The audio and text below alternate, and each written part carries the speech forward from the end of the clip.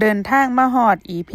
4 EP สุดท้ายหลังจากที่เพิ่นรับงานทางค่ายทหารมาเนาะจ้าเฒ่าแก่เพิ่นก็บอกว่าทดลองเฮ็ดเบิงทางค่ายทหารเขาบ่ทันมาจังอีหลีว่าซั่นพวกอ่อนนี่เฮ็ดนอกเวลางานนั่นก็คือช่วง 6 โมงแลงไปฮอด 4 ทุ่ม 5 ทุ่มเลยเฒ่าแก่ว่าทดลองเฮ็ดเบิงแต่ว่าทางค่ายทหารเขาสั่งงานมาเที่ยละ1,000 กว่ากิโลแต่พวกอ่อนก็ถามนะว่าเฮ็ดนี่ได้เงินบ่แล้วว่าบ่ว่าซั่นทุกคนเชื่ออยู่บ่พระเจ้าสั่งมาจังใดจังว่าบ่ได้เงินกันนั่นล่ะจ้าพวกอ่อนก็ทนเฮ็ดได้ประมาณเดือน2 เดือนผู้ชายอ่อนว่าจังซี่มันบ่แม่นแล้วเพิ่นก็เลยให้หน้าเพิ่นไปถามเฒ่าแก่เบิ่งว่าจะให้โอทีบ่เพราะว่ามันเมื่อยแฮงเลิกงานเที่ยละ4-5 ทุ่มซั่วสิเฮ็ดอีหยังแล้วซั่วสิได้นอนก็เที่ยงคืนตี 1พอหน้าเพิ่นไปถามก็ว่าสิให้อยู่เดือนนี้แต่พอเงินออกมาเท่านั้นล่ะจ้าได้ค่าแรงซ้ำเก่าโอทีก็บ่คิดให้เฮาทางผู้ชายอ่อนก็เลยว่าไ